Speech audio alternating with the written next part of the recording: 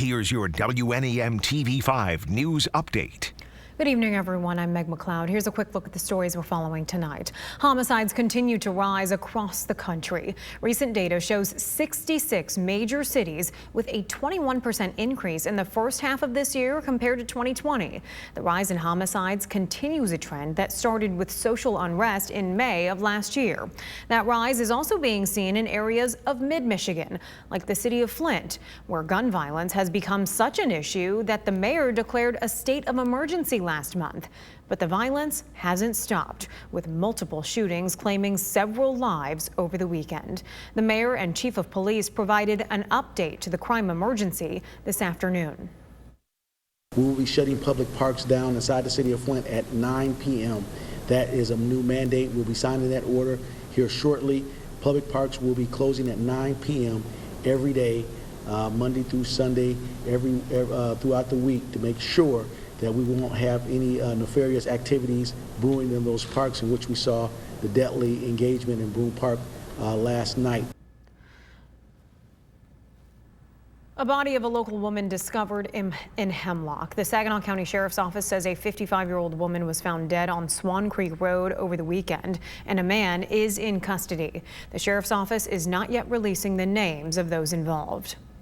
More local news, a new pipeline to help aspiring nurses get their degrees. This afternoon, Central Michigan University and Mid-Michigan College signed the dotted line for a partnership that introduces a new career program for nurses to get their Bachelor of Science in Nursing degree. Everything that we do at both institutions, whether it be Central or Mid, is for the benefit of the students. And this program allows a student to get through much more efficiently than they were before in a field that they're truly interested in. The partnership also hopes to help fill positions in local communities dealing with healthcare worker shortages.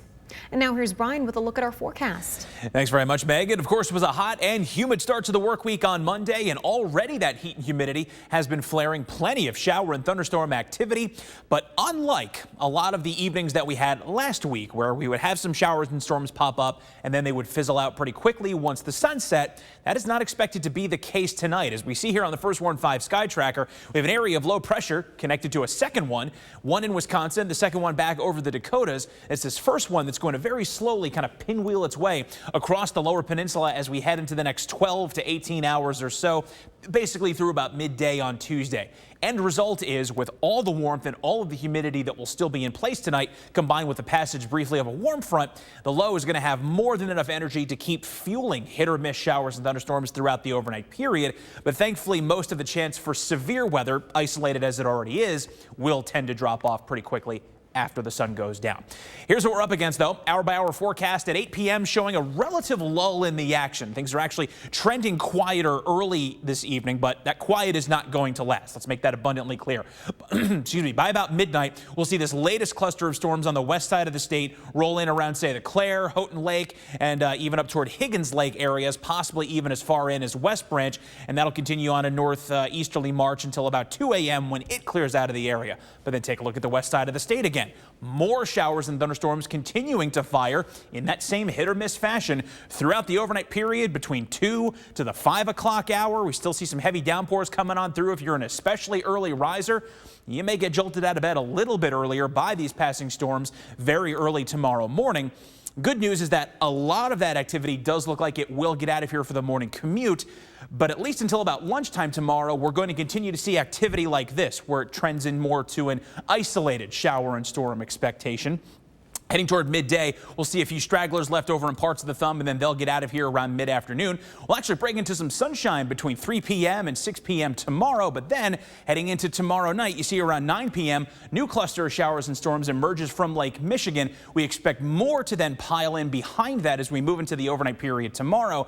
And with that in mind, we will again be on the lookout for severe weather late Tuesday evening and potentially into the early morning hours of Wednesday. It's a slightly higher risk, with a slight risk being issued by the Storm Prediction Center than, of course, the threat that we had out there on Monday evening. But main threats in terms of what we expect from the storms is generally the same. Threat of some damaging winds and some hail, in addition to torrential downpours, which could lead to some localized flooding in parts of the area. So Overall, pretty stubborn weather pattern here, continuing with steamy weather over the next few days. Low temps only around 70 degrees for tonight. Scattered storms and in between them, warm and just stiflingly humid conditions. Up to a high of 86 for tomorrow. Isolated storms mostly in the morning, then decreasing clouds in the afternoon. A little bit breezy too, with a west-southwest wind 10 to 15 miles per hour.